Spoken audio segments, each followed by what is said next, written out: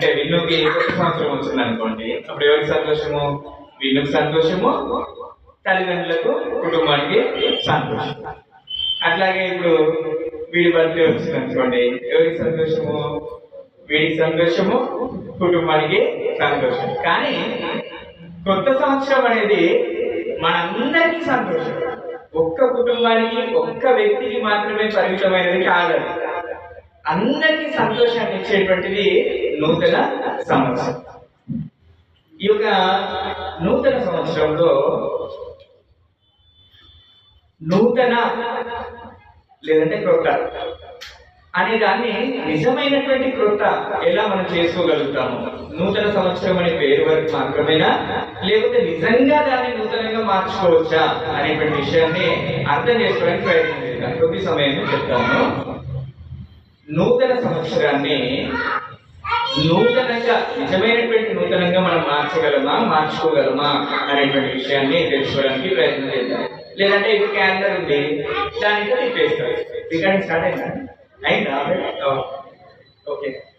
ఇప్పుడు క్యాలెండర్ ఉంది, క్యాలెండర్ నుంచి తిప్పేస్తే నూతన సంవత్సరం వచ్చేసింది. అయితే క్యాలెండర్లే మారుతున్నాయా, లేకపోతే అంటే న్యూ క్యాలెండర్ మాత్రమే వస్తుందా, లేకపోతే నిజంగానే మనలో న్యూ ఏమన్నా వస్తుందా? మనలో నిజంగానే కొత్తది ఏమన్నా వస్తుందా, లేదంటే ఎలా రప్పించుకోవాలి కొత్తదాన్ని అనేటువంటి దాన్ని చూడడానికి ప్రయత్నం చేద్దాం. ఈ యొక్క నూతన సంవత్సరము మనకు ఫలభరితంగా ఉండడానికి మనం ఏ విధంగా ఉండాలి అనేటువంటి విషయాన్ని చూసేందుకు ప్రయత్నం చేద్దాం. చిన్న ప్రార్థన చేసుకుందాం. చిన్న ప్రార్థన.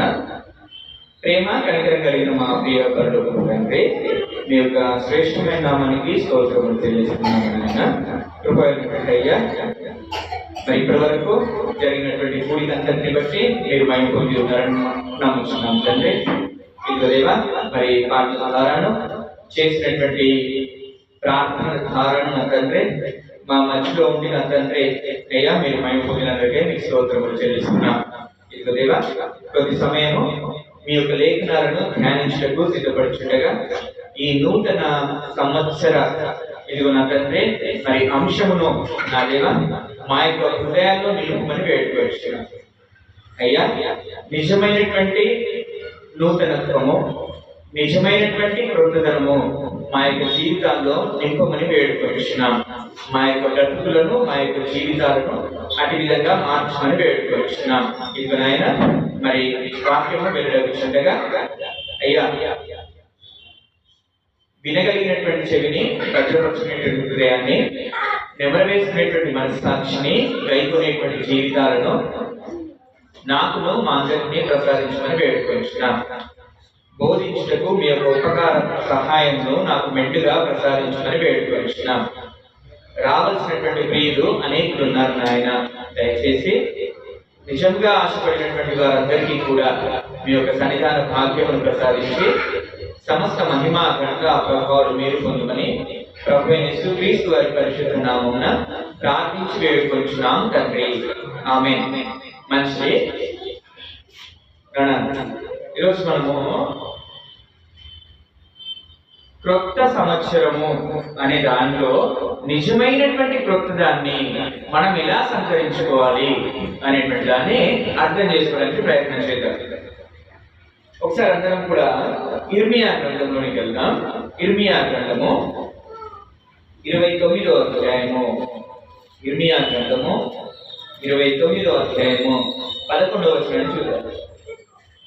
ఇర్మియా గ్రంథము 29వ అధ్యాయము 11వ వచనాన్ని చూద్దాం. నేను మిమ్ములను గూర్చి ఉద్దేశించిన సంగతులను నేను ఎరుగుదును. రాబో కాలమందు మీకు నిరీక్షణ కలిగినట్లు అవి సమాధానకరమైన ఉద్దేశములే కానీ హానికరమైనవి కావు. ఇదే యెహోవా వాక్కు. వాక్యం మళ్ళీ ఒకసారి చదువుతాను, జాగ్రత్త వినడానికి ప్రయత్నం చేయండి. నేను మిమ్మును గూర్చి ఉద్దేశించిన సంగతులను నేను ఎరుగుదును. దేవుడు చెప్తున్నటువంటి మాట, నేను మిమ్ములను గూర్చి ఉద్దేశించిన సంగతులను నాకు తెలుసు. నేను నీ గురించి ఏం ఉద్దేశించున్నాను, నీ గురించి ఏం ఉద్దేశించున్నాను, నీ గురించి ఏం ఉద్దేశించున్నాను, నా గురించి ఏం ఉద్దేశించాడు, నీ గురించి ఏం ఉద్దేశించాడో దేవుడు నేను ఎరిగి ఉన్నాను అని చెప్పేసి అంటూనే ఇంకొక మాట చెప్తున్నాడు, చక్కటి మాట. రాబోవు కాలమందు మీకు నిరీక్షణ కలిగినట్లుగా అవి సమాధానకరమైన ఉద్దేశములే కానీ హానికరమైన ఉద్దేశములు కావు. మనందరి పట్ల ఆయన ఏ ఉద్దేశాలు కలిగి ఉన్నాడంట? సమాధానకరమైనటువంటి ఉద్దేశములే కలిగి ఉన్నాడు. అది దేవుడి యొక్క ఇష్టము, అది దేవుడి యొక్క ఉద్దేశం. మనకి హానికరమైనటువంటి ఆలోచన ఆయన చేయట్లేదంట. మనల్ని సమాధాన స్థితిలో ఉండేటువంటి ఉద్దేశాన్ని కలిగి ఉన్నాను అనేసి చెప్పడము జరుగుతుంది. అందుకనే ఫిలిప్పీలకు రాసినటువంటి పత్రిక, ఫిలిప్పీ పత్రిక 3వ అధ్యాయము, ఫిలిప్పీ పత్రిక 3వ అధ్యాయము 12 నుంచి 16 వచనాల వరకు మనం చూస్తున్నాం. ఫిలిప్పీలకు రాసినటువంటి పత్రిక 3వ అధ్యాయము. ఇదివరకే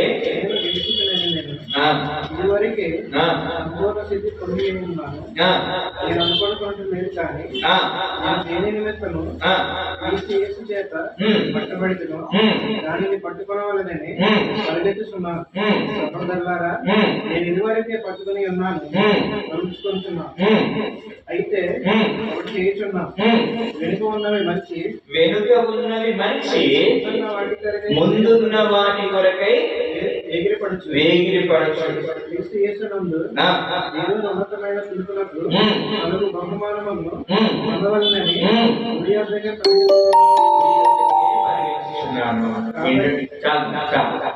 ఇక్కడ చెప్తున్నటువంటి మాట, వెనుక ఉన్నది మనిషి ముందున్న వాటి గురించి పరిగెత్తుచున్నాను. ఎక్కడికి పరిగెత్తుచున్నాడట? గురి యొద్దకే నేను పరిగెత్తుచున్నాను. వెనుక ఉన్న వాటిని మరిచి గురి యొద్దకే నేను పరిగెత్తుచున్నాను అని చెప్పేసి పౌలు భక్తుడు చెప్తూ ఉన్నాడు. దేవుడు ఉద్దేశించినటువంటి ఆ యొక్క ఉద్దేశములను ఇదిగో పుడికి పుచ్చుకోవాలంటే మనం ఏం చేయాలి?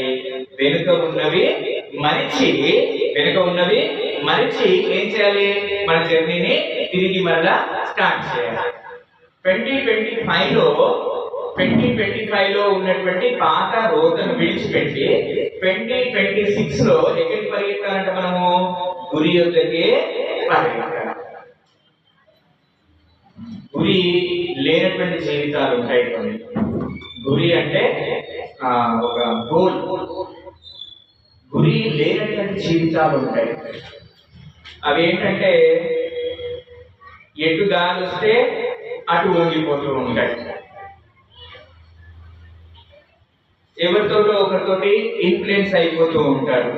గురి లేనటువంటి జీవితాలు ప్రారంభిస్తారు కానీ పూర్తి చేయాలి. గురి లేనటువంటి జీవితాలు ప్రారంభిస్తారు కానీ మధ్యలో విడిచిపెడతారు. గురి లేనటువంటి జీవితాలు ఏవో పరిస్థితులను బట్టి స్టాప్ అయిపోతూ ఉంటారు. గురి లేనటువంటి జీవితాలు.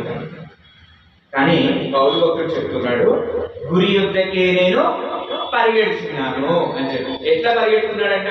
వెనుక ఉన్నవి మరిచి. అంటే 2025 లో మనకు ఉన్నటువంటి బలహీనతలన్నీ కూడా మర్చిపోయి, అయ్యా తిరిగి మరలా నా పరుగును నేను కొనసాగిస్తాను, అనేటువంటి ఇదిగో స్థిరమైనటువంటి గురి కలిగి మనము ముందుకు వెళ్ళాల్సినటువంటి వారమై ఉంటున్నాం. అయితే ఎట్లా వెళ్ళగలగాలి? ఎన్నో ప్రశ్నలు. ఎట్లా వెళ్ళాలి ముందుకి అని చెప్పేసి కొన్ని ప్రశ్నలు సంధించుకుంటే ఒక 3 ప్రశ్నలు చేసుకొని ఆ 3టికి జవాబులు తీసుకొని ఈరోజు ముందుకెళ్తాము. ఎట్లా మనము గురి దగ్గరికి పరిగెత్తగలుగుతాము, ఏలాగు మనము గురి యొద్దకు పరిగెత్తగలుగుతాము అనేటువంటి దాన్ని చూడడానికి ప్రయత్నం చేస్తూ, మొదటిగా ఎలా మనం పరిగెత్తగలుగుతాము గురి యొద్దకు, లేదంటే ఆయన మనకు ఉద్దేశించినటువంటి సంగతులను మనము స్వాధీనపరచుకోవడానికి ఎట్లా ముందుకెళ్తే బాగుంటుంది అనేటువంటి విషయాన్ని మనం చూసినట్లయితే, మనము మొట్టమొదటిగా ఫస్ట్ పాయింట్ గా మనము ఎవి విడిచిపెట్టాలి, ఎవి ధరించుకోవాలి. మొట్టమొదటిగా మనము పాత ఉన్నవి మరిచి కొత్త దాంట్లోకి వెంటనే ముందుగా ఫస్ట్ ప్రశ్న ఏంటంటే, ఎవిటిని విడిచిపెట్టుకోవాలి, వేటిని ధరించుకోవాలి. చెప్పండి, వేటిని విడిచిపెట్టుకోవాలి? ఒకసారి మన అంతరంగాన్ని మనం పరీక్షించుకుందాం. నాకు ఉన్నటువంటి బలహీనత ఏంటి?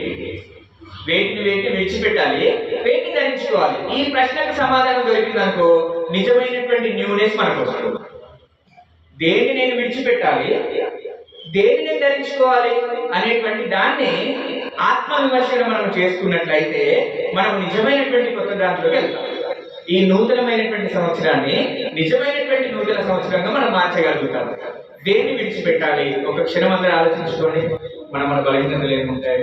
శ్రీధరు అప్పుడప్పుడు చెప్తాడు, శ్రీధరు ప్రార్థన చేయడు, శ్రీధరు మందిరానికి ఆలస్యంగా వస్తాడు, శ్రీధరు మందిరానికి ఎగ్గొడతాడు, శ్రీధరు అప్పుడప్పుడు గర్వంతో మాట్లాడతాడు, శ్రీధరు అమ్మో లిస్ట్ చేస్తే చాలా పెద్దగానే ఉంది.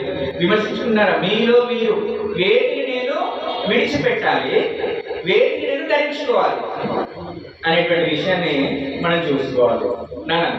ఏం విడిచిపెడదాం? మనలో ఉన్నటువంటి బలహీనతలన్నీ కూడా విడిచిపెట్టాలి. ఈ కొత్త సంవత్సరాన్ని నిజమైనటువంటి కొత్త సంవత్సరంగా మనం మార్చుకోవాలంటే మొట్టమొదటిగా మనం చేయాల్సినటువంటి పని ఏంటంటే నేను దేన్ని విడిచిపెట్టాలి, దేన్ని ధరించుకోవాలి. అమ్మా, దేన్ని విడిచిపెడతాం? ఈ కొత్త సంవత్సరం దేన్ని విడిచిపెడతాం? చెడు ఆలోచన. దేవుని నామానికి మహిమ కలుగును గాక. ఆమేన్. దేన్ని విడిచిపెడతారు? లేజినెస్. దేవుని నామానికి మీరందరూ యథార్థవంతులు నిజంగా చక్కగా ఒప్పేసుకుంటారు. మన బలహీనత దేవుని సన్నిధానంలో ఒప్పుకొని విడిచిపెట్టువాడు కనికరాన్ని పొందుతాడు. ఎవడైతే ఒప్పుకోకుండా రాగా ఉంటాడు చూసినవా, వాడికి ఘోరమైనటువంటి శిక్ష. కాబట్టి దేన్ని విడిచిపెడదాం? నమస్కారం, దేన్ని విడిచిపెడదాం? దేన్ని విడిచిపెడదాం? ఏం బలహీనత లేవా? Very good, glory to God. Rajanna ఏం విడిచిపెడదాం? మనం దేన్ని విడిచిపెడదాం? మంచిది. దేన్ని విడిచిపెట్టాలి అనేది చెప్పకపోయినా మన అంతరంగానికి మనకు తెలుసు. we know what are our incapabilities అనుకుందాం, లేదంటే లూప్ హోల్స్ అనుకుందాం. కాబట్టి వీటిని విడిచిపెట్టాలి, మన యొక్క బలహీనతలన్నీ కూడా విడిచిపెట్టాలి. అందుకే ఎఫెసీలకు రాసిన పత్రిక 4వ అధ్యాయంలోకి వెళ్దాం. అందరూ ఒకసారి ఎఫెసీ పత్రిక 4వ అధ్యాయము 22 నుంచి 24 వచనాలు చూద్దాం. కనుక మునుపటి ప్రవర్తన విషయంలోనైతే మోసకరమైన దురాశల వలన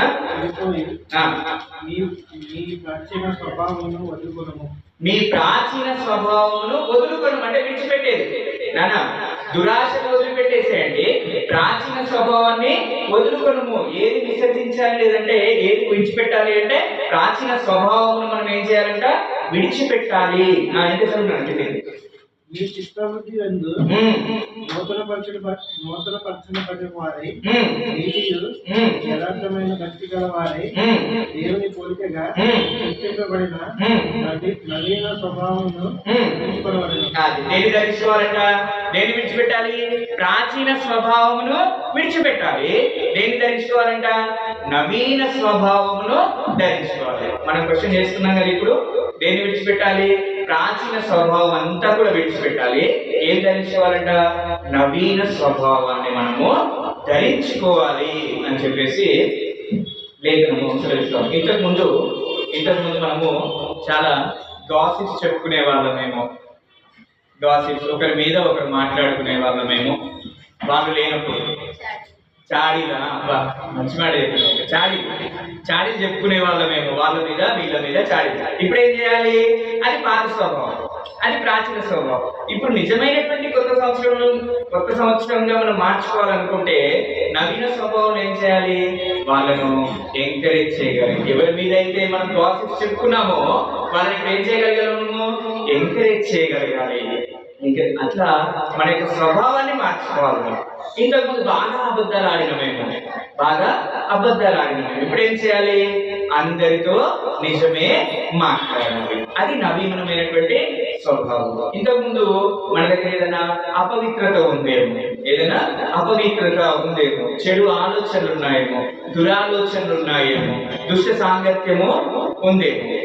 మరి వీటన్నింటినీ కూడా ఇప్పుడు ఏం చేయాలి? పాతయాన్ని కూడా ఏం చేయాలి? విడిచిపెట్టాలి. పాతని విడిచిపెట్టి కొత్త దాన్ని ధరించుకోవాలి అని చెప్పేసి దేవుని యొక్క లేఖనము. ఇంతకుముందు మనకు చాలా కోపం ఉండేదేమో, చిన్నదే కోపం ఉండేదేమో, ఇప్పుడు సాత్వికమైనటువంటి మనసు కలిగి ఉండాలి. సాత్వికమైనటువంటి మనసును కలిగి ఉండాలి. అంతేకాకుండా ఇంతకుముందు గర్వం ఉండేదేమో,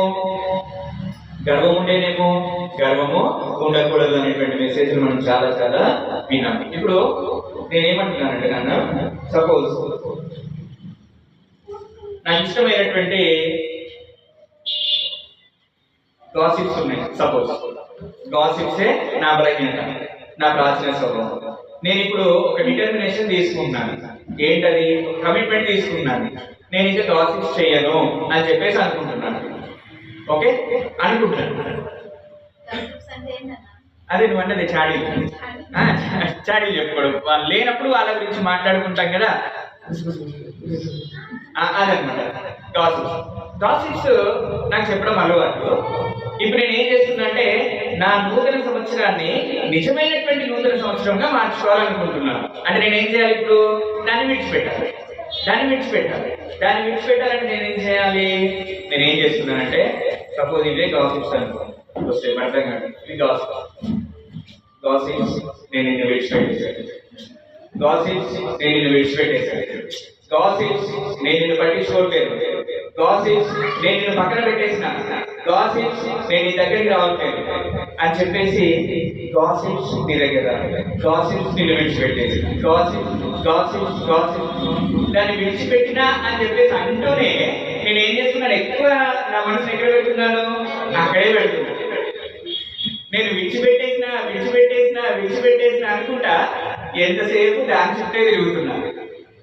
అలా కాకుండా టర్న్ టు ఆపోజిట్ డైరెక్షన్ వచ్చేయండి. కంప్లీట్ గా వేరే డైరెక్షన్ లోకి వచ్చేది కంప్లీట్ గా. అంటే దీన్ని కంప్లీట్ గా సంపూర్ణంగా విడిచిపెట్టేసి ఇటు వచ్చేసేది.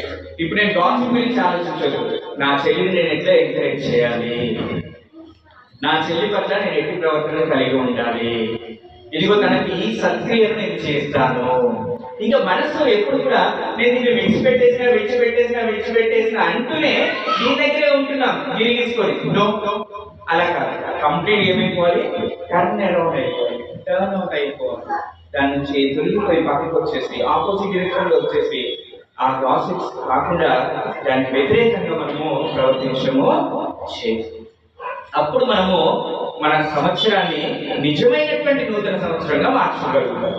దేన్ని విడిచిపెట్టాలన్నా మన ప్రాచీన స్వభావం విడిచిపెట్టి నవీన స్వభావం మనము ధరించుకోవాలి. అంటే ఎవరిని ధరించుకోవాలనేటువంటి విషయాన్ని చూద్దాం. రోమీలకు రాసినటువంటి పత్రిక 13వ అధ్యాయము, 12-13 వచనాలు చూద్దాం. రోమ పత్రిక 13వ అధ్యాయము 12-13 వచనాలు చూద్దాం. రోమ 12-13 వచనాలు. రాత్రి చాలా గడిచి పగలు సమీపంగా ఉన్నది కనుక మనము అంధకార క్రియలను విసర్జించి తేజ సంబంధమైన యుద్ధోపకరణములను ధరించుకొనుము. దేని ధరించుకోవాలంట? వెలుగు సంబంధమైనటువంటి క్రియలను మనము ధరించుకోవాలి. దేని ధరించుకోవాలన్నా? చీకటి సంబంధమైనటువంటి వాటన్నింటినీ కూడా విడిచిపెట్టి వెలుగు సంబంధమైనటువంటి వాటిని మనము ధరించుకోవాలి. అప్పుడు ఈ యొక్క కొత్త సంవత్సరంలో నిజమైనటువంటి కొత్తదనాన్ని మనము ఆస్వాదించగలుగుతాము. అర్థమవుతున్నాను? అంశం అర్థమవుతుందా? అంశం ఎక్కించుకోండి, తర్వాత నెమరేసుకుంటే మీకు చాలా బాగుంటుంది అంశం. ఏం చెప్తున్నానంటే ఈ కొత్త సంవత్సరాన్ని నిజమైనటువంటి కొత్తదనాన్ని మనం ఆస్వాదించాలంటే ఏం చేయాలి? నెంబర్ 1, కొన్ని విడిచిపెట్టాలంట, కొన్ని ధరించుకోవాలంట. ఏం విడిచిపెట్టాలి? ప్రాచీన స్వభావాన్ని విడిచిపెట్టాలి. చీకటి ఆలోచనలను మనము విడిచిపెట్టాలి. నవీన స్వభావాన్ని మనము ధరించుకోవాలి. లేదంటే వెలుగు సంబంధమైనటువంటి క్రియలు మనము ధరించుకోవాలి అనేటువంటి విషయాన్ని రోమ పత్రికలో చెప్తూ ఉన్నాడు. ఇంకేం ధరించుకోవాలో చూడడానికి ప్రయత్నం. 14వ వచనం చదువుదాం. అల్లరితో కూడిన ఆటపాటలైనను మత్తైనను లేకయు కామ విలాసమైనను పోకిడి చేష్టలైనను లేకయు కలహమునైనను మత్సరమైనను లేకయు పగటి యందు నడుచుకున్నట్టు మర్యాదగా నడుచుకున్నాము. అల్లరితో కూడిన ఆటపాటలు అన్నాడు ఇక్కడ దేవుడు. ఇంతకుముందు ఉన్నాయేమో అల్లరితో కూడినటువంటి ఆటపాటలు. అంటే ఫర్ ఎగ్జాంపుల్ ఇప్పుడు నేను ఆఫీస్కి వెళ్తున్నాను. ఆఫీస్కి వెళ్ళినప్పుడు ఏమవుతుంది, టీమ్ మీటింగ్ జరుగుతాయి, టీమ్ లంచ్ టీమ్ డిన్నర్ జరుగుతుంది, లేదంటే టీమ్ అవుటింగ్ జరుగుతుంది. జనరల్ గా ఆ కల్చర్ అంతా వేరుంటది కదా, సాఫ్ట్వేర్ ఇండస్ట్రీ అంటే ఆ కల్చర్ వేరుంటది కదా. అప్పుడు అందరూ కూడా టీమ్ డిన్నర్ అని చెప్పేసి అంటే ఎక్కడికో తీసుకెళ్తాడు. అల్లరితో కూడినటువంటి ఆటపాటలే ఉంటాయి. ఇంకేముంది, అల్లరితో కూడినటువంటి ఆటపాటలే ఉంటాయి. వాటిని విసర్జించండి అని చెప్పి దేవుడు చెప్పాడు. ఇంతకుముందు అవి ఉండే నాలో, ఇప్పుడు ఏం చేయాలి నేను వాటిని, నా జీవితం నిజమైనటువంటి నూతనంగా మారాలి అని చెప్పేసి అంటే వాటిని విడిచిపెట్టాలి. ఇది దాని గురించి ఎక్కువ ఎక్స్ప్లెనేషన్ అవసరం లేదు అనుకుంటాను. 14 వర్షం చదువుతాను. మెట్టుకు మెట్టుకు దేని ధరించుకోవాలంట, ఎవరిని ధరించుకోవాలంట, యేసు క్రీస్తును ధరించుకోవాలి. ఎవరు ధరించుకోవాలని మనం అందరము విడిచిపెట్టాలి. పాత స్వభావమును కొత్త స్వభావం మనము ధరించుకోవాలి. కొత్త స్వభావం అంటే ఏంటంటే యేసు క్రీస్తును మనము ధరించుకోవాలి. యేసు క్రీస్తును ధరించుకోవడం అంటే ఎక్కడ ధరించుకుంటాం నాన్న? ఇప్పుడు ఆయన వచ్చి మన మీద ఉంటాడా? యేసు క్రీస్తును ధరించుకోవడం అంటే ఏంటి చెప్తారు. యేసు క్రీస్తును ధరించుకోవడం అంటే ఇప్పుడు నేను షర్ట్ వేసుకున్నట్టు వేసుకోవాలి. ఆయనని ధరించుకోవడం అంటే అదే కదా, వేసుకోవడం అంటే అదేనా? ఎలా ధరించుకుంటామంటే రక్షణ ద్వారా క్రీస్తులోనికి బాప్తిస్మం పొందిన మీరందరూ కూడా క్రీస్తును ధరించుకొని ఉన్నారు అని గలతీ పత్రికలో చెప్పబడుతుంది. కాబట్టి మనం క్రీస్తును ధరించుకోవడము అని చెప్పేసి అంటే అది బాప్తిస్మము తీసుకోవడం ద్వారా. ఇంకా ఎవరైనా రక్షణ లేకుండా ఉన్నట్లయితే దేవుడు మరి ఒక సంవత్సరాన్ని మనకి ఇచ్చాడు. ఇంకా ఎవరైనా రక్షణ లేనట్లయితే దేవుడు మరి ఒక సంవత్సరంలో మనకి ఇచ్చాడు. కాబట్టి ఈ సంవత్సరంలో నేను క్రీస్తుని ధరించుకుంటాను, నాలో ఉన్న పాత స్వభావాన్ని తీసేస్తాను అనేటువంటి నిర్ధారణలోకి మనం అందరము రావాల్సినటువంటి వారమై ఉంటూ ఉన్నాం. మొట్టమొదటి పాయింట్ ఏంటన్నా, నిజమైనటువంటి నూతన సంవత్సరం అవ్వాలి అంటే ఫస్ట్ వేటిని ధరించుకోవాలి, వేటిని విడిచిపెట్టాలి. అర్థమైనా? క్వశ్చన్ చేసుకున్నారు ఎవరికి వాళ్ళు, నేను దేన్ని విడిచిపెట్టాలి అనేటువంటి దాన్ని మీరు ప్రశ్నించుకున్నారు కదా. ఇప్పుడు ధరించుకోవాల్సిన ఎవరిని? క్రీస్తుని ధరించుకుంటే వెలుగు సంబంధం అవుతాము, ఆయన ఇచ్చేటువంటి నిత్య జీవంలోకి వెళ్ళగలుగుతాం. మంచి. ఇప్పుడు రెండో పాయింట్ చూడడానికి ప్రయత్నం చేద్దాం. మూయబడినవి ఏంటి, తెరవబడినవి ఏంటి? మన జీవితాల్లో మూయబడినవి ఏంటి, తెరవబడినవి ఏంటి అనేటువంటి దాన్ని మనం ప్రశ్నించుకోవాలి. మన జీవితాల్లో మూయబడినవి ఏంటి, తెరవబడినవి ఏంటి? మొట్టమొదటిగా నేను విడిచిపెట్టాల్సింది ఏంటి, నేను ధరించుకోవాల్సింది ఏంటి? రెండవదిగా మూయబడింది ఏంటి, తెరవబడింది ఏంటి అనేటువంటి దాన్ని మన జీవితాల్లో చాలాసార్లు మనం ఒక ఉద్దేశాన్ని కలిగి ప్రార్థన చేస్తూ ఉంటాం, ఆశతో ఎదురు చూస్తూ ఉంటాం. ఏదో ఒకటి భారం కలిగేటువంటి ప్రార్థన మనం చేస్తూ ఉంటాం, ఏదో ఆశతో కనిపెడతా ఉంటాం. అది మన జీవితంలో జరగలేదు అనుకోండి, ఏమనిపిస్తుంది మనకి? దేవుడు ఇంకా చేయట్లేడు, దేవుడు ఇంకా చేయట్లేడు. ఇప్పుడు ఫర్ ఎగ్జాంపుల్ మన సొంత ప్రార్థన మందిరం గురించి ప్రార్థన చేస్తున్నాం. ఎంతమంది చేస్తున్నారు నాన్న? సొంత ప్రార్థన మందిరం గురించి ఎంతమంది చేస్తున్నారు? మంచి, దేవుడు నామని మహిమ కలుగుతారు. అయినా కానీ దేవుడు ఇంకా ద్వారం దాని గురించి తెరవలేదు. తెలిసిందా? ఇంకా ఇప్పటివరకు తెరవలేదు. ఆయన తెరవలేదు కదా అని చెప్పేసి ఇప్పుడు మనం ఏమైపోతున్నాము, ఇంకా ఆయన మూసేసిండు అని చెప్పేసి అనుకొని ఆగిపోతున్నాము. ఒకసారి అందరం కూడా ప్రకటన గ్రంథంలోకి వెళ్తాం. ప్రకటన గ్రంథము 3వ అధ్యాయము, ప్రకటన గ్రంథము 3వ అధ్యాయము, ప్రకటన గ్రంథము 3వ అధ్యాయము 8వ వచనాన్ని చూద్దాం. 3వ అధ్యాయము 8వ వచనాన్ని చూద్దాం. నీ క్రియలను నేను ఎరుగుదును, నీకున్న శక్తి కొంచెమైనను నీవు నా వాక్యము లేకొని నా నామమును ఇదిగో మనకు నీ ఎడత తీసి ఉంచి దానిని ఎవరు వెయ్యరు. చాలా మరి చదువునా, ద్వారము నీ ఎదుట తెరిచి ఉన్నాను, దాన్ని ఎవడు కూడా వేయలేడు. అంటే చూడండి, దేవుడు తెరవగా మూయగలిగినటువంటి వాడెవడు లేడు. దేవుడు తెరవగా మూసేటువంటి వాడెవడు లేడు. ఒకవేళ దేవుడు మూస్తే దాన్ని తెరవగలిగినటువంటి వాడెవడు లేడు. ఫర్ ఎగ్జాంపుల్, చాలా సార్లు మనము ఒకసారి మాట్లాడుతున్నాం,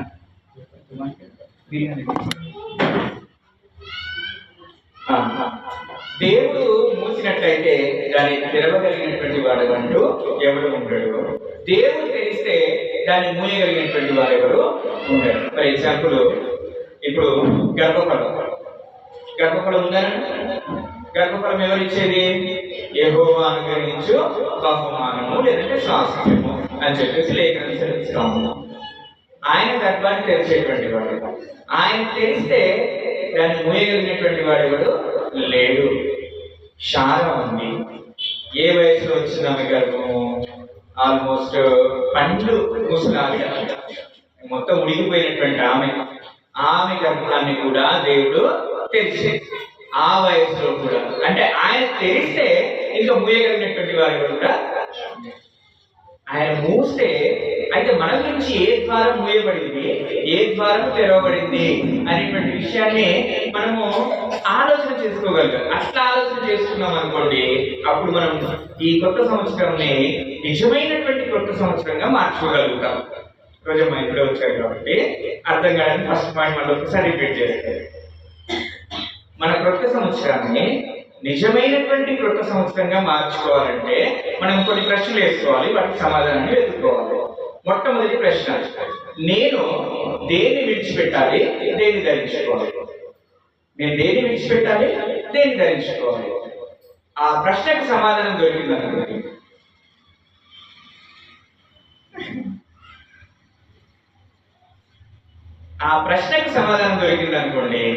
మన సంవత్సరం, నూతన సంవత్సరం నిజమైనటువంటి కొత్తదనంగా ఉంటుంది. దేన్ని విడిచిపెట్టాలంట? ప్రాచీన స్వభావంను విడిచిపెట్టాలి. ప్రాచీన స్వభావం విడిచిపెట్టి నవీన చీకటి సంబంధమైనటువంటిది ఏదైనా సరే విడిచిపెట్టేసి వెలుగు సంబంధమైనటువంటి దాంట్లోకి మనం రావాలి. పాపమును విడిచిపెట్టేసి ఏం చేయాలి? క్రీస్తును ధరించుకోవాలి. దేని ధరించుకోవాలి? క్రీస్తును ధరించుకోవాలి. ఇప్పుడు రెండో అంశం, ఒకటి వేటిని విడిచిపెట్టాలి, వేటిని ధరించుకోవాలి. రెండో అంశం ఏంటి?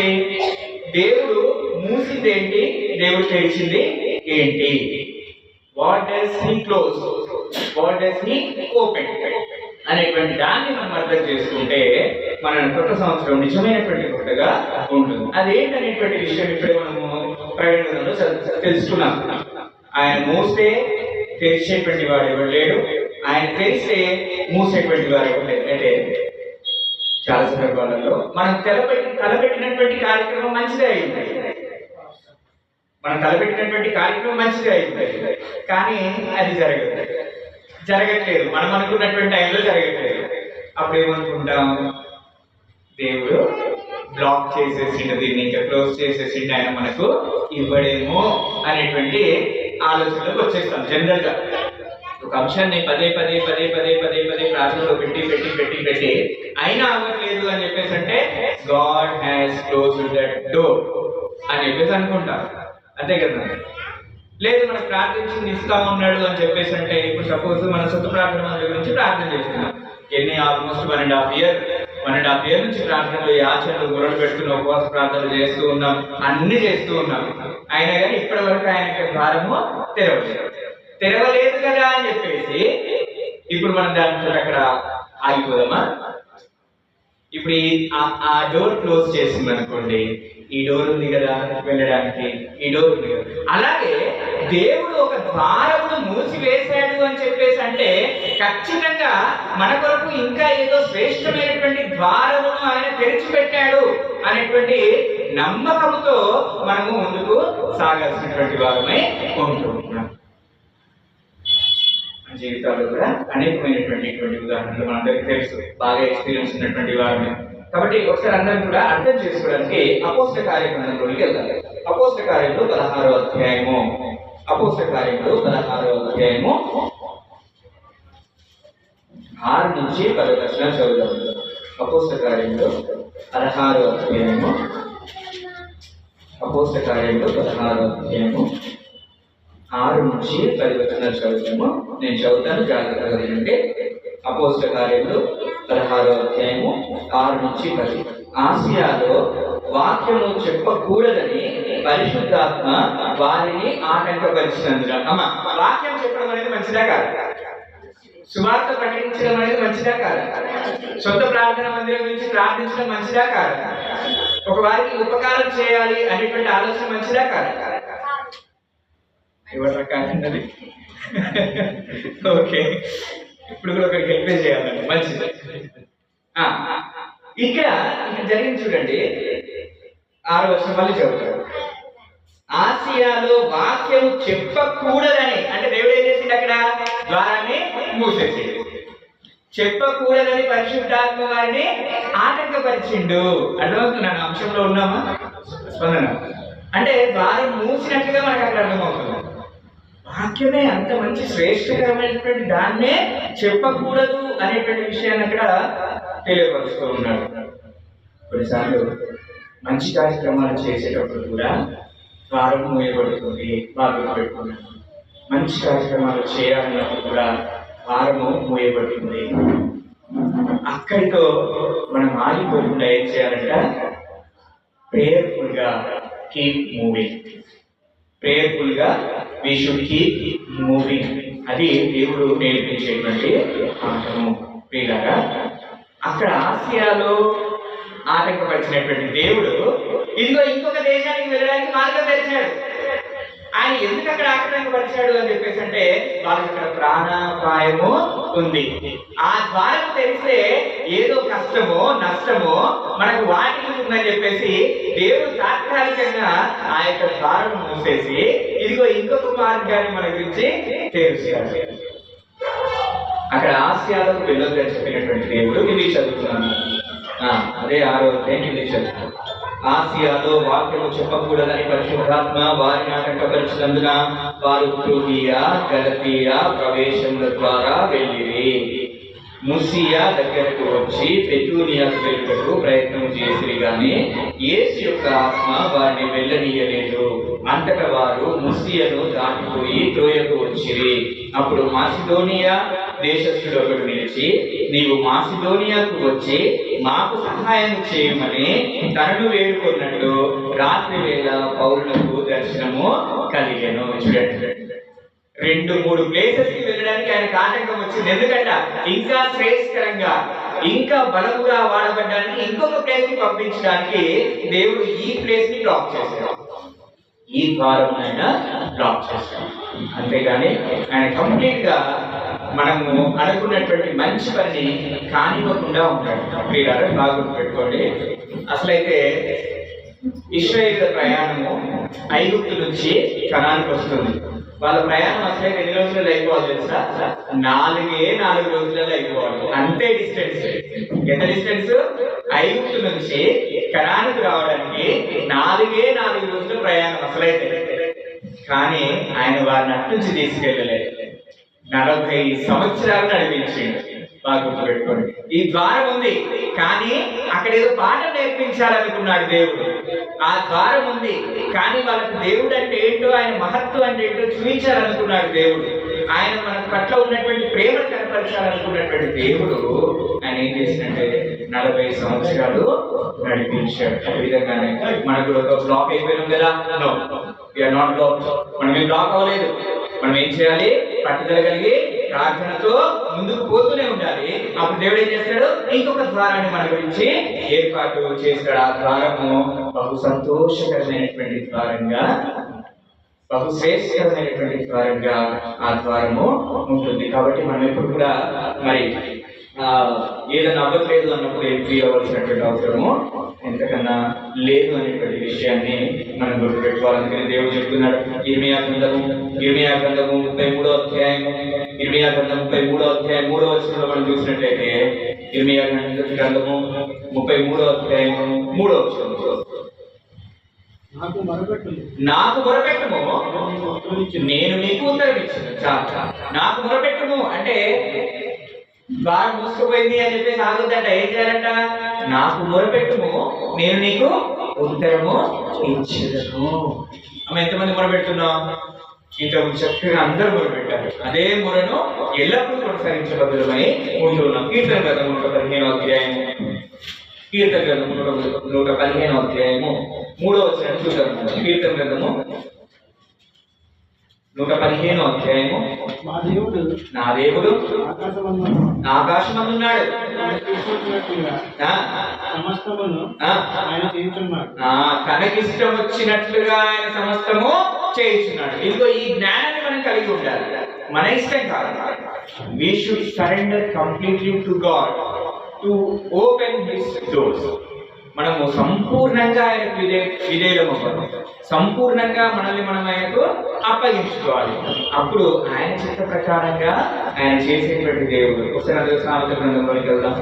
సామెత గ్రంథం 3వ అధ్యాయము, సామెత గ్రంథం 3వ అధ్యాయము 5 నుంచి 6 వచనాలు చూద్దాం.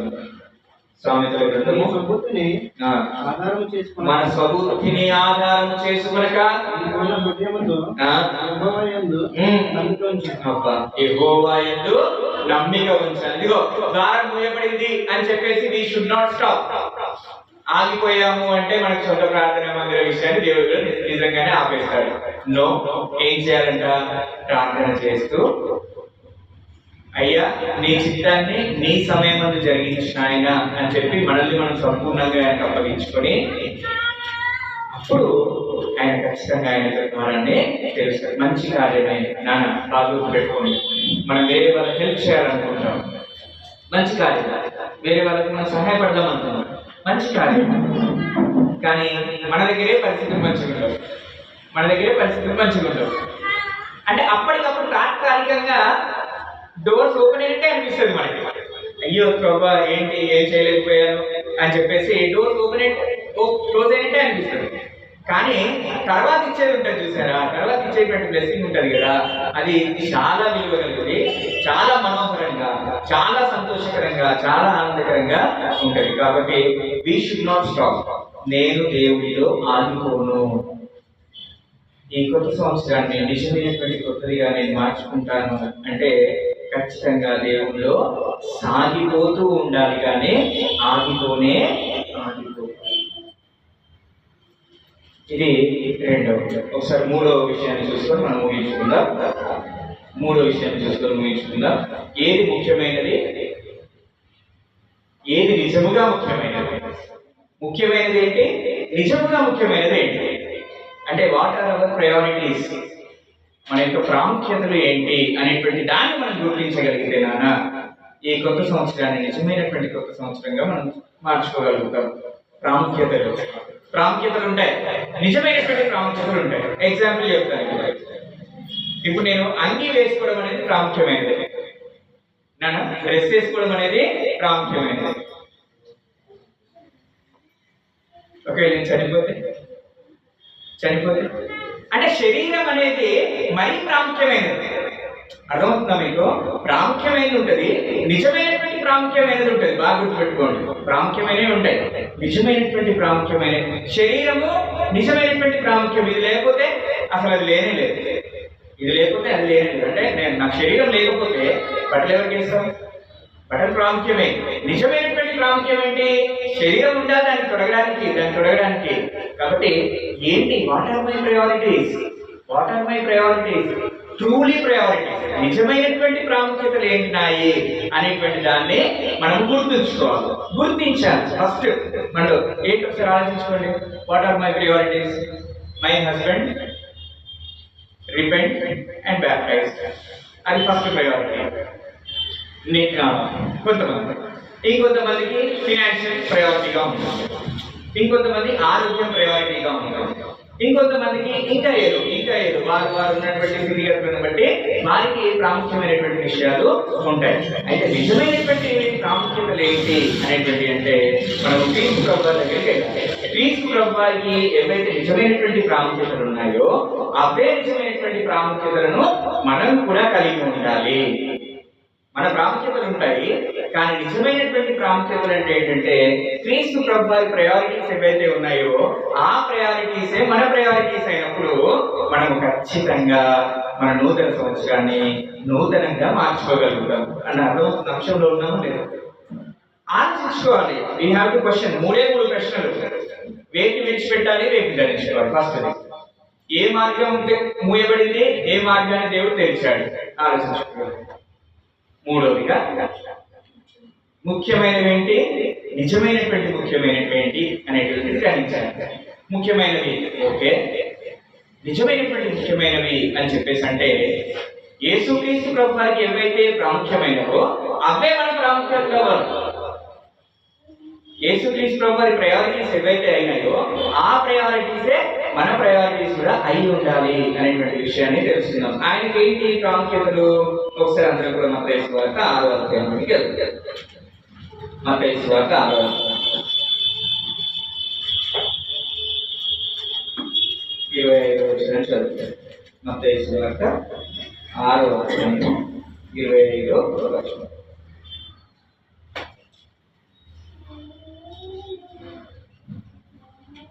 ఆ 25వ వచనం చదివితే అందువలన నేను మీతో చెప్పినది ఏమనగా ఏమి తిందుమో ఏమి త్రాగుదుమో అని మీ ప్రాణమును గూర్చి అయినను ఏమి ధరించుకొందుమో అని మీ దేహమును గూర్చి అయినను చింతపడకుడి. ఆహారము కంటే ప్రాణమును వస్త్రము కంటే దేహమును గొప్పవి కావా. ఆకాశ పక్షులను చూడి, అవి విత్తవు, కోయవు, కొట్లలో కూర్చుకొనవు, అయినను మీ పరలోకపు తండ్రి వాటిని పోషించుచున్నాడు. మీరు వాటికంటే శ్రేష్ఠులు కారా. మీలో ఎవడో చింతించడం వలన తన ఎత్తు 3 ఎక్కువ చేసుకునగలడు. వస్త్రములను గురించి మీరు చింతింపనేలా అడవి పువ్వులు ఏలాగు పెరుగుతున్నవే ఆలోచించుడి. అవి కష్టపడవు, ఉడకవు, అయినను తన సమస్తమైన వైభవంతో కూడిన సొలొమోను సైతము వీటిలో ఒకదాని వలనైనను అలంకరించబడలేదు. నేడుండి రేపు పొయ్యిలో వేయబడు అడవి గడ్డిని దేవుడు ఇలాగూ అలంకరించిన ఎడల అల్ప విశ్వాసులారా, మీకు మరి నిశ్చయముగా వస్త్రములు ధరింప చేయును కదా. మన ప్రయారిటీస్ అన్నీ ఉంటాయని చెప్తున్నాడు దేవుడు. మన ప్రయారిటీస్ అన్నీ ఉంటాయి. ఏం తినమో, ఏం తాగుతామో, ఏం ధరించుకుందామో అనే కంఫర్ట్స్ లో మనం వెళ్ళిపోవడానికి ప్రయత్నం చేస్తుంది. These are our priorities general గా. అయితే క్రీస్తు ప్రభు ప్రయారిటీ ఏముందో 33వ వచనంలో చూద్దాం. కాబట్టి మీరు ఆయన రాజ్యమును నీతిని మొదట ఎప్పుడు వెతకాలంట? ఎప్పుడు నాన్న ఎప్పుడు వెతకాలంట? అన్నిటికంటే లాస్ట్. అది ఫస్ట్ ప్రయారిటీయా, లాస్ట్ ప్రయారిటీయా? మొదట priority, first priority. First priority ఏంటి? ఆయన యొక్క రాజ్యమును, ఆయన యొక్క నీతిని. నాన్న ప్రయారిటీస్ గురించి మాట్లాడుతున్నాను. ఏది నా ప్రయారిటీ? యేసుక్రీస్తు ప్రభు వారి ప్రయారిటీ ఏదో అదే నా ప్రయారిటీ అయితే నాది ఈ నూతన సంవత్సరము నిజంగా నూతనంగా ఉంటుంది. క్రీస్తు ప్రభు వారిది ఏంటి ఫస్ట్ ప్రయారిటీ? నీ రాజ్యమును, ఆయన నీతిని మొదట వెతకండి. That is the first priority. అది కలిగి ఉండాలి. రాజ్యము అంటే ఇది. ఆయన రాజ్యము అంటే సంఘం. ఆయన రాజ్యము అంటే సంఘం. ఒకసారి రాజ్యము అంటే సంఘం. రాజ్యము అంటే సంఘం. నీతి అని చెప్పేసి అంటే ఆయన చెప్పింది చెప్పినట్లుగా చేయడమే నీతి. ఆయన చెప్పింది చెప్పినట్లుగా చేయడమే నీతి. అంటే ఆయన యొక్క సంఘంలో ఉంటూ ఆయన చెప్పినటువంటి ప్రతి ఆజ్ఞను పాటించాలి. That is our first priority. అది మన మొదటి ప్రయారిటీగా ఉండాలన్నాం. రెండో ప్రయారిటీ చూడడానికి ప్రయత్నం చేద్దాం. 25వ అధ్యాయంలోకి వెళ్దాం. మత్తయి సువార్త 25వ అధ్యాయం. మత్తయి సువార్త 25వ అధ్యాయం 36 నుంచి 39 వరకు. మత్తయి సువార్త 25వ అధ్యాయం 36 నుంచి దిగంబరకై ఇంటిని నాకు బట్టలు ఇచ్చితిరి, రోగినై ఇంటిని నన్ను చూడవచ్చితిరి, చెరసాలలో ఉంటుంది నా యుద్ధకు వచ్చిందని చెప్పాను. అందుకు నీతిమంతుడు, ప్రభువా, ఎప్పుడు నీవు ఆకలికొని ఉండుట చూసి నీకు ఆహారం ఇచ్చితిమి, నీవు తప్పికొని ఉండుట చూసి ఎప్పుడు దాహం ఇచ్చితిమి, ఎప్పుడు పరదేశిపై ఉండుట చూసి నేను చేర్చుకుంటుమి, దిగంబరమై ఉండుట చూసి బట్టలు ఇచ్చితిమి, ఎప్పుడు రోగుపై ఉండుట అయినను చెరసాలలో ఉండుట అయినను చూసి నీ యుద్ధకు వచ్చితమని ఆయనను అడుగుతారు. ఇక్కడ మనము రెండో ప్రయారిటీ చూస్తున్నాం. మొదటి ప్రయారిటీ ఏంటి? ఆయన రాజ్యమును, ఆయన నీతిని వెతకాలి. రెండో ప్రయారిటీ ఏంటి? అందరికీ ఉపకారము చేయాలి, అందరినీ ప్రేమించాలి. ఎవరైనా వస్త్రహీనులు ఉన్నట్లయితే వారికి వస్త్రాన్ని ఇవ్వాలి. ఎవరైనా ఆకలితో ఉన్నప్పుడు వారికి ఏం చేయాలంట? అన్నము పెట్టాలి. ఎవరైనా రోగి అయి ఉంటే వారిని ఏం చేయాలి? పరామర్శించాలి. ఎవరైనా బంధకాల్లో ఉన్నప్పుడు వెళ్ళి వాళ్ళను బలపరచాలి. అది అంటే that is the priority of Jesus Christ. What is our priority? Transformation, complete గా ట్రాన్స్ఫర్మేషన్. అంటే మనకు ఉన్నటువంటి ఆలోచన విధానంలో నుండి క్రీస్తు ప్రభు వారి ఆలోచనల విధానానికి మనం వచ్చినట్లయితే ఖచ్చితంగా మనము మరి ఈ కొత్త సంవత్సరాన్ని నిజమైనటువంటి కొత్తదిగా మార్చుకోగలుగుతాము అనేటువంటి విషయము అర్థం చేసుకోగలగాలి. ఒకసారి అందరం కూడా గలతీ పత్రిక 5వ అధ్యాయము 6వ వచనం చూద్దాం.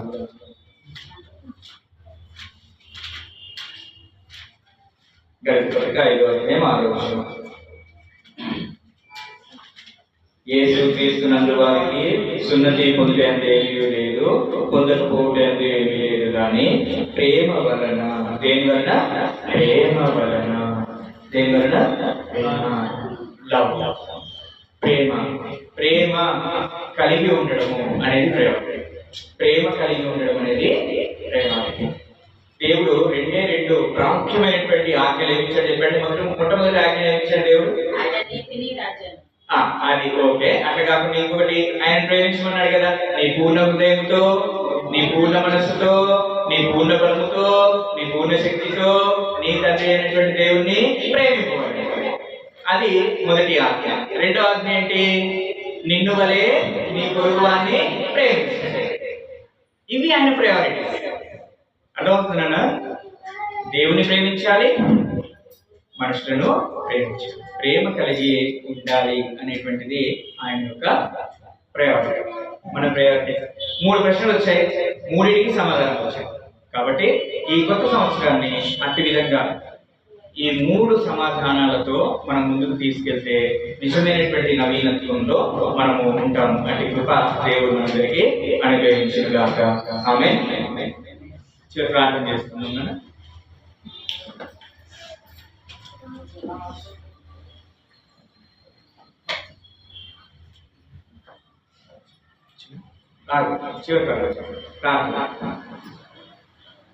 ప్రేమ కనికర కలిగిన మా ప్రియ పరలోక తండ్రి, అద్వితీయ సత్యదేవుడా, మీ యొక్క శ్రేష్టమైన నామానికి స్తోత్రములు చెల్లిస్తున్నాం తండ్రి. కృప అయ్యా, నూతన సంవత్సరంలో మొదటి